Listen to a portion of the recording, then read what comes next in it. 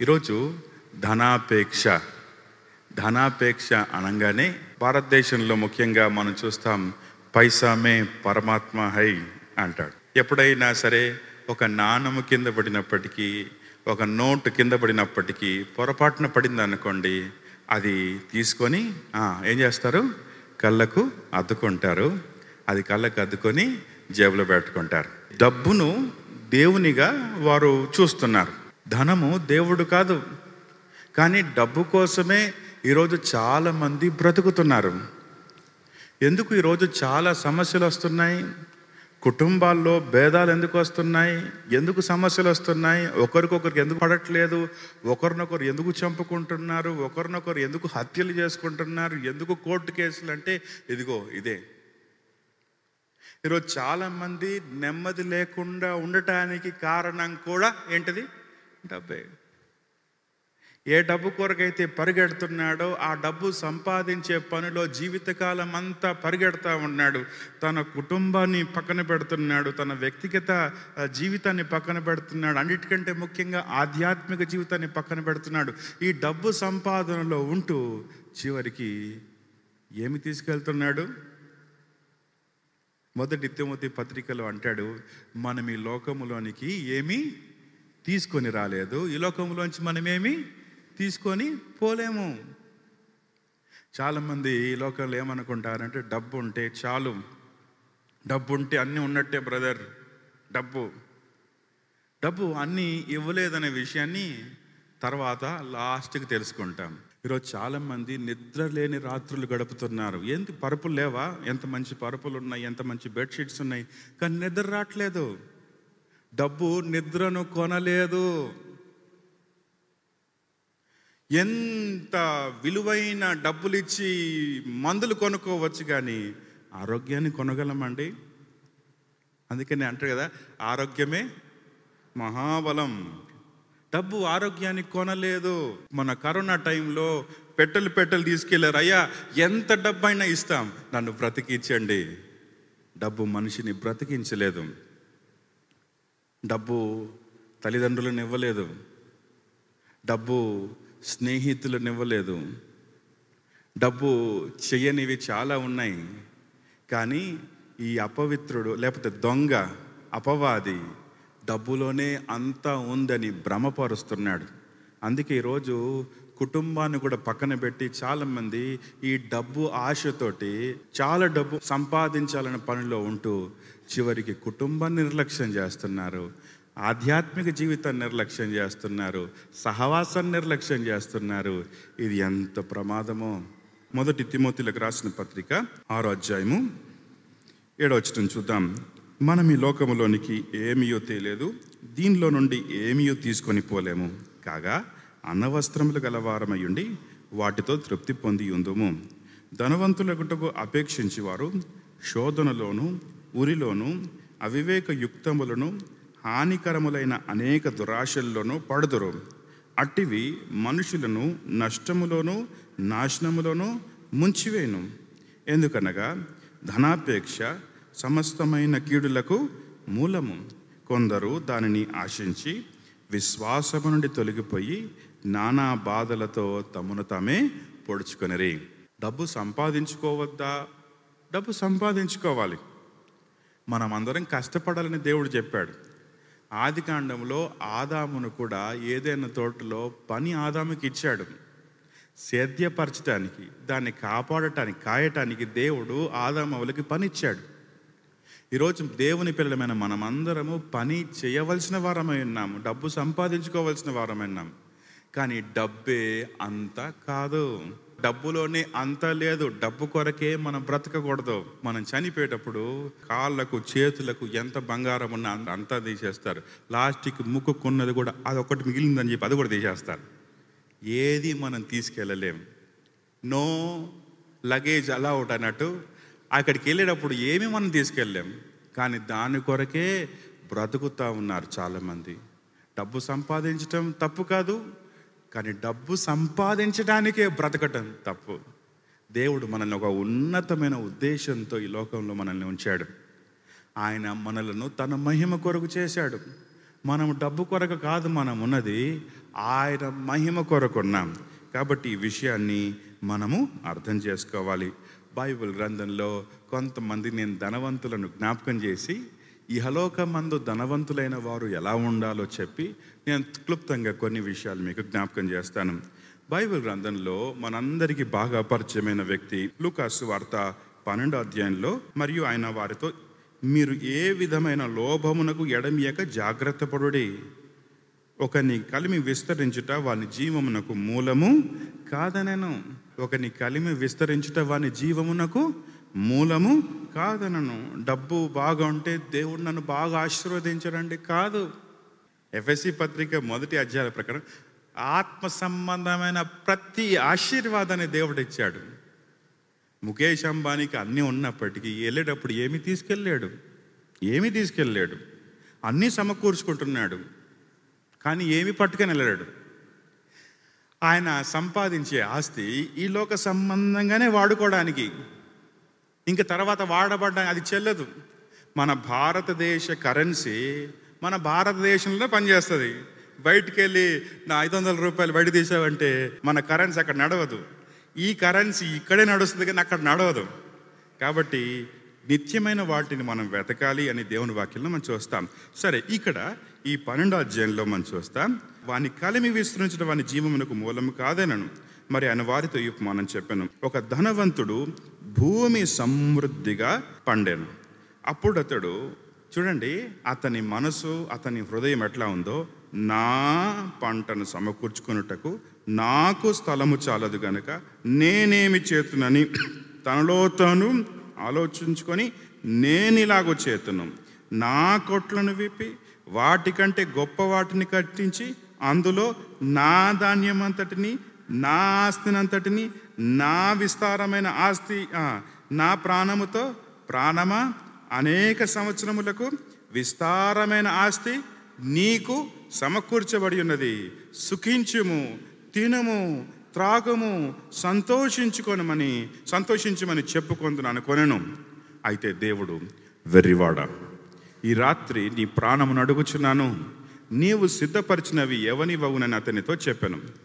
దేవుని ఎడల ధనవంతుడు కాక, ఇక్కడ చూడండి, దేవుని ఎడల ధనవంతుడు కాక తన కొరకే సమకూర్చుకొనివాడు అలాగుననే ఉండునని చెప్పాను. ఇక్కడ ఒక ధనవంతుడు ఉన్నాడు. ఈ ధనవంతుడు తన పంట బాగా పండింది, ఎప్పటికంటే ఎక్కువగా పండింది. తాను ఎన్ని విత్తనాలు వేశాడో మనం చూసాం కదా. విత్తనాల ఉపమానాల్లో కొన్ని ముళ్ళ పొదల్లో పడ్డాయి, కొన్ని త్రోవ ప్రక్కన పడ్డాయి, కొన్ని ఎక్కడ పడ్డాయి, రాళ్ళపైన పడ్డాయి. కానీ ఈయన విత్తనాలు మాత్రం అన్ని కరెక్ట్గా పడ్డాయి. ఒక్క విత్తనం కూడా వృధా కాకుండా విత్తనాలు అన్ని మంచిగా పండాయి. పొలం అంతా ఎంత చక్కగా పండిందో ఊర్లో వాళ్ళందరూ అనుకుంటున్నారు, అరే ఈయనకి ఎంత జ్ఞానం ఉంది, ఎలా చేశాడు, ఇంత దిగుబడి ఎట్లా సంపాదించాడని అందరు ఎంత మాట్లాడుకుంటున్నారు. ఈయన మాత్రం ఇంత అభివృద్ధి పొందిన తర్వాత తన పాత గోడములన్నిటిని తీసేసి తన ధాన్యాన్నంతటినీ కొత్త గోడములు కట్టి దాంట్లో నింపేసి అనేక సంవత్సరములకు కావలసినంత ఉంది అనుకుంటూ తన ప్రాణంతో అక్కడ నాకు, నేను, ఇవే మాటలు మనం చూస్తాం. కానీ దేవుడు కనబడాడు. ఇంక ఎవరైనా ఆ ఊరిలో తినడానికి కూడా తిండి లేని వాళ్ళు కొంతమంది ఉన్నారు, కటిక పేదరికాన్ని అనుభవించే వాళ్ళు ఉన్నారు. ఎవరి ప్రస్తావన ఉండదు, తన కుటుంబం ప్రస్తావన ఉండదు, తన తల్లిదండ్రుల ప్రస్తావన ఉండదు, దేవుని ప్రస్తావన ఉండదు.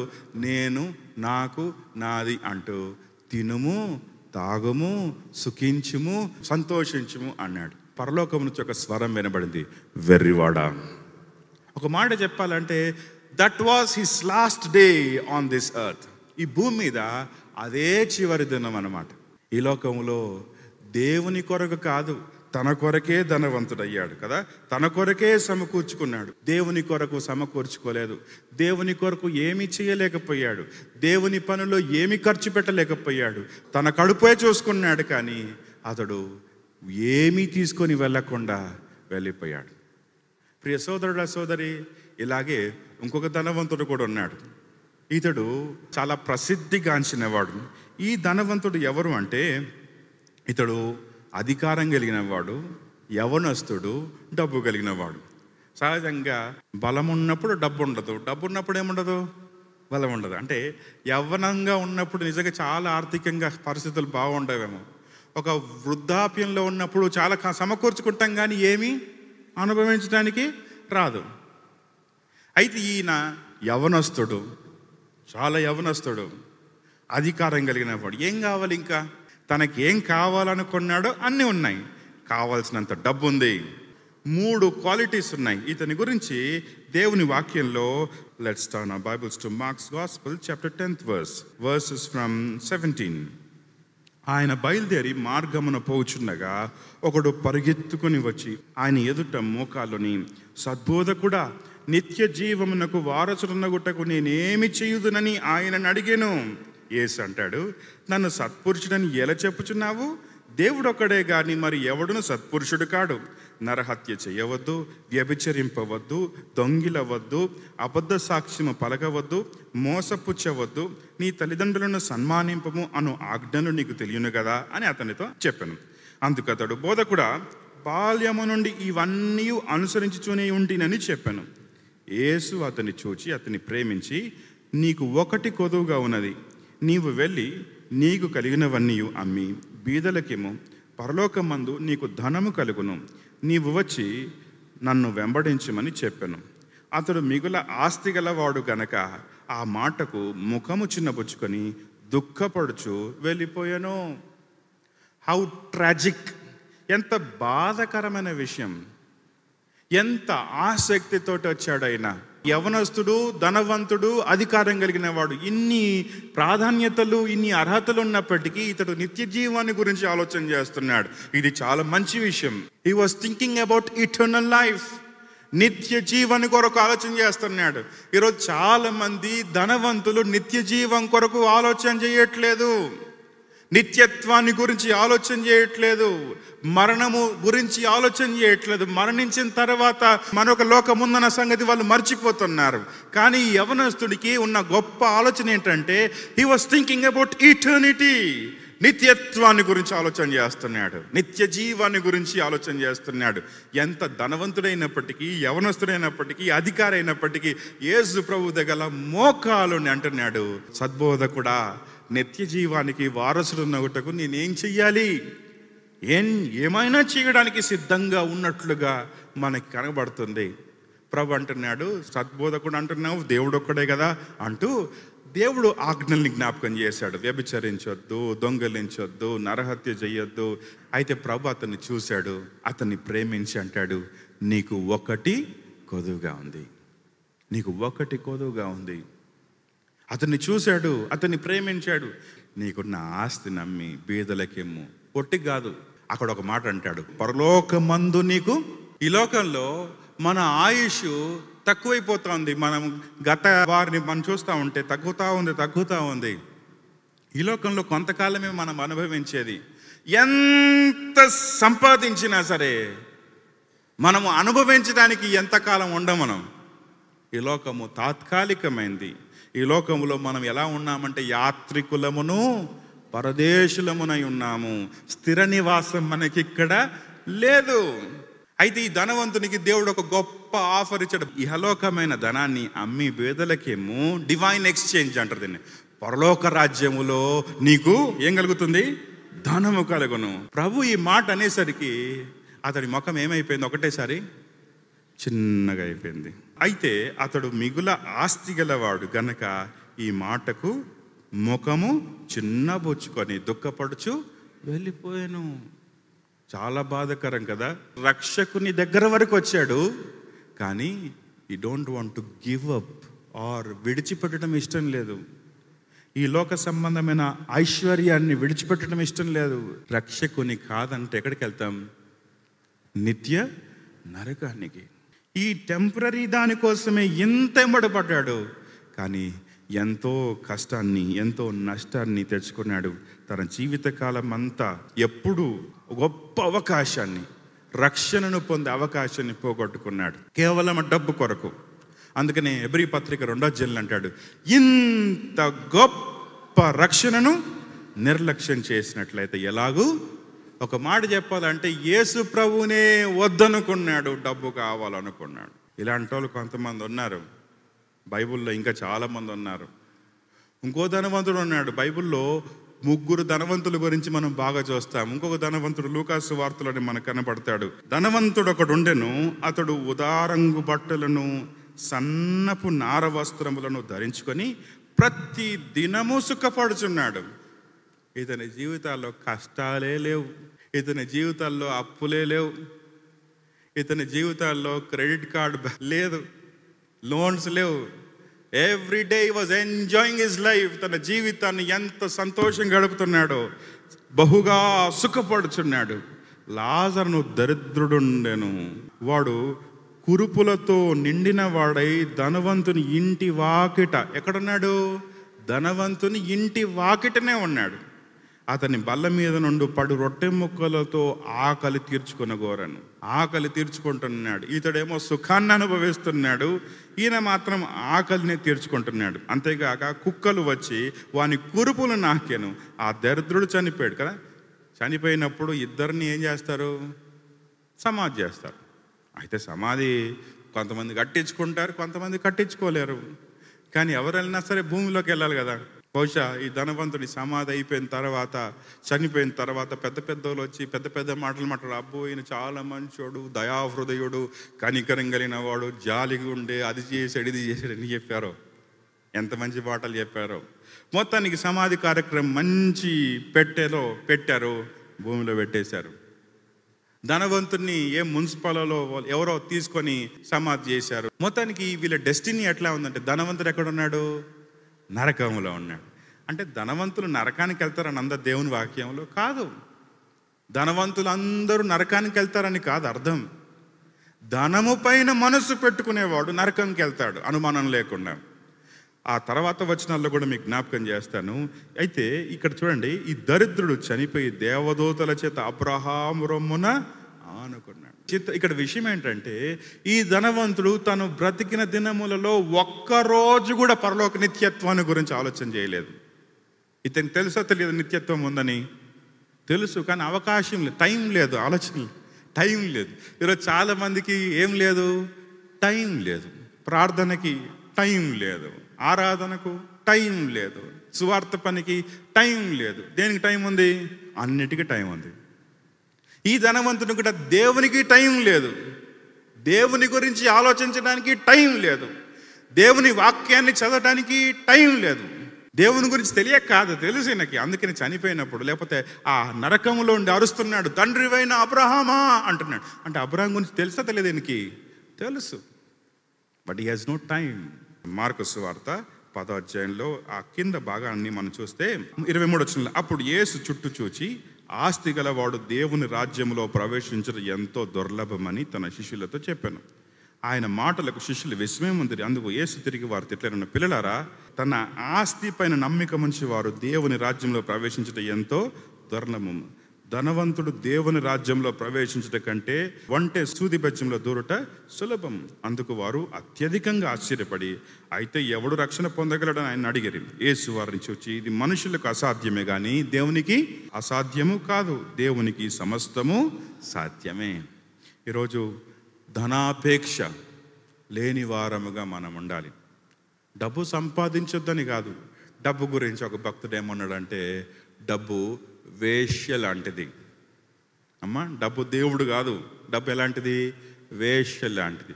ఈరోజు నీ దగ్గర ఉంటే రేపు ఇంకొకటి దగ్గర ఉంటుంది, అది మన దగ్గర ఉండదు.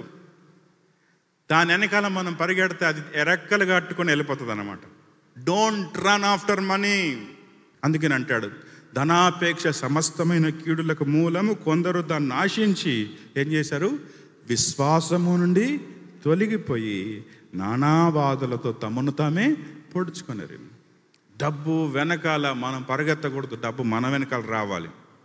అందుకని అంటాడు, మొదట నా రాజ్యమును నీతిని వెదకండి, అప్పుడు అవన్నీ మీకు అనగా. అందుకని అంటాడు, మీ ధనము ఎక్కడ ఉండునో అక్కడ మీ హృదయం ఉండును. డబ్బు ఎక్కడ ఉంటుందో అక్కడ. ఒకవేళ మన డబ్బు ఎక్కడైనా ఉందనుకోండి, మన మనసు అంతా దాని చుట్టే జరుగుతూ ఉంటుంది. కానీ మన ధనము దేవుని పనిలో ఖర్చు పెడితే it will have a value. Paul గారు ఈ లోకంలో ఎలా బ్రతికాడో జ్ఞాపకం చేస్తూ అంటాడు, ఏవేవి లాభకరములై ఉన్నాయో వాటన్నిటినీ క్రీస్తు నిమిత్తము నష్టముగా ఎంచుకొనొచ్చున్నాను. వాటిని పెంటతో సమానంగా ఎంచుకుంటున్నాడు. వాటి కొరకు కాదు నేను బ్రతికేది. పేతురు గారు విస్తారమైన చేపలు పట్టాడు. విస్తారమైన చేపలు పట్టినప్పుడు వాటన్నిటినీ ఎత్తి మరి గంపలో ఎత్తినప్పుడు గంపలో నుంచి వాటన్నిటిని వలలో నుంచి తీసి దోణలు నింపినప్పుడు 2 దోణలు నిండినంత అయినాయి. అయితే పేతురు గారు ప్రభుని కలుసుకున్నప్పుడు సమస్తమును విడిచిపెట్టి ఆయనను వెంబడించెను అనే మాట మనం చూస్తాం. He left everything and followed Jesus. ప్రభుని వెంబడించాడు. ఏమైనా తక్కువ చేశాడా దేవుడు? చేయలేదు. ప్రియ సోదరుడు, ఆ సోదరి, ఈరోజు దేవుడు మనతో మాట్లాడుతున్నాడు. ధనాపేక్ష, ధనము కొరకు బ్రతకటం, ఇది చాలా డేంజరస్. మనకి ముందున్న విశ్వాసం ఎందుకు ఇప్పుడు లేదు? ముందున్న భక్తి ఎందుకు లేదు? ముందున్న ప్రార్థన జీవితం ఎందుకు లేదు? ముందున్నది ఎందుకు లేదు ఇప్పుడు అంటే, ఇప్పుడు ఎక్కువైపోయింది, డబ్బు ఎక్కువైపోయింది. సొదొమ గొమొర్రా పట్టణంలో ఉన్న పాపానికి ముఖ్య కారణం ఏంటంటే అక్కడ సమృద్ధి. లవోదియ సంఘములో నులివెచ్చిన స్థితి. ఎందుకంటే నేను ధనవంతుడను, ధనవృద్ధి చేసుకొని ఉన్నాను, నాకేమి కొదవ అనుకుంటున్నావు కదా. నీ దిశముల సిగ్గు కనబడకుండానట్లు తెల్లని వస్త్రమును, నీకు చూపు కలుగునట్లు కంటికి కాటిక, పుటము వేయబడిన బంగారం నా యొద్ద కొనుక్కో అంటాడు. బైబిల్ ఎంతోమంది దైవజనులు తొక్కుకుంటూ వెళ్ళారు. భగత్ సింగ్ గారి గురించి ఆయన బయోగ్రఫీ చదువుతున్నప్పుడు ఎంతో డబ్బు మీద నడుచుకుంటూ వెళ్ళాడు. He was not after that. దైవజనుడు దాని వెనకాల పరిగెత్తలేదు. దేవుడు నమ్మదగినవాడు. He will provide. యాకోబు పత్రిక 5వ అధ్యాయంలో మాట్లాడుతూ, ఇదిగో ధనవంతులారా, మీ మీదకు వచ్చేడు ఉపద్రవములను గూర్చి ప్రలాపించి ఎడువుడి. మీ ధనము చెడిపోయెను, మీ వస్త్రములు చిమ్మటలు కొట్టినవాయను, మీ బంగారమును మీ వెండియు తుప్పు పట్టినవి, వాటి తుప్పు మీ మీద సాక్ష్యముగా ఉండి అగ్నిలో మీ శరీరములను తినివేయను. అంత్య దినములందు ధనము కూర్చుకుంటరి. ఇదిగో మీ చేలు కోసిన పని వారికి ఇక మీరు మోసముగా బిగబట్టిన కూలి మొరపెట్టుచున్నది. మీ కోత వారి కేకలు సైన్యములకు అధిపతియగు ప్రభు యొక్క చెవులో చొచ్చున్నవి. మీరు భూమి మీద సుఖముగా జీవించి భోగాసక్తులై వదదినమందు మీ హృదయములను పోషించుకొంటిరి. మీరు నీతిమంతులైన వారిని శిక్ష విధించి చంపుదురు, అతడు మిమ్మల్ని ఎదిరింపడు. తమది కాదన్నట్లుగా బ్రతకాలంట. దేవుడు ఇచ్చినవి దేవునివి, ఈ దేవునివి అన్నప్పుడు మనం ఎలా బ్రతుకుతామో అలా బ్రతకాలని దేవుని వాక్యంలో మనము చూస్తాం. ధనాపేక్ష గురించి దేవుని వాక్యంలో అనేక విషయాలు మనం చూడొచ్చు. ఫర్ ఎగ్జాంపుల్, బైబిల్ గ్రంథంలో మరి ఏలియా ఎంత దైవజనుడో, ఏలియా తర్వాత ఎలీషా కూడా అట్లాగే ఉన్నాడు. ఏలియా వెనకాల పరిగెడుతున్నాడు. ఎందుకు పరిగెడుతున్నావయ్యా అంటే, ఏం కావాలయ్యా? ఏలియా అడిగాడు, అయ్యా నీకేం కావాలంటే, నాకు 200 అభిషేకం కావాలి, డబుల్ పోర్షన్ ఆఫ్ అనాయింటింగ్. ఎక్కడికి వెళ్తే ఎరికోకి వెళ్తున్నాడు, ఎక్కడికి యోర్దానికి వెళ్తే యోర్దానికి వెళ్తున్నాడు, ఎక్కడికి వెళ్తే అక్కడికి వెళ్తున్నాడు. అడుగు అందరూ ఆయన్ని ఆశ్చర్యంగా చూస్తున్నారు. Why you are going behind him అంటే, because I want double portion of anointing. ఇదే ఎలీషాకు ఇంకో సేవకుడు ఉన్నాడు. ఆయన ఏం పేరు? గెహాజీకి ఏం కావాలి? ఈ లోక సంబంధమైన ఆశీర్వాదాలు, ఈ లోక సంబంధమైన ఐశ్వర్యాలు కావాలి, ఈ లోక సంబంధమైనవే కావాలి గెహాజీకి. నాయమాను తన దగ్గర ఉన్న బంగారాన్ని విలువైనవి ఇచ్చి పోగొట్టుకోవాలనుకున్నాడు. అన్ని పోగొట్టుకున్నాడు. దేవుని మహాకృపను బట్టి ఎలీషా మాట బట్టి ఆ యోర్దాన్ నదిలో 7 మార్లు మునిగాడు, పోగొట్టుకున్నాడు. కుష్ఠరోగం పోయింది. సంతోషంగా వస్తూ బహుమానాలు ఇస్తే ఎలీషా అంటాడు, నో, నీ బహుమానాలు నీతో తీసుకెళ్ళు, వద్దు అంటాడు.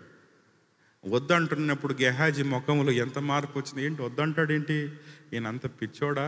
నాయమాన్ వెళ్ళిపోయిన తర్వాత మెల్లగా గెహాజీ ఎవరికి తెలియకుండా ఏదో పనున్నోడ్లాగా వెళ్ళిపోయి ఆ రథం వెనకాల పరిగెడతా ఉన్నాడు.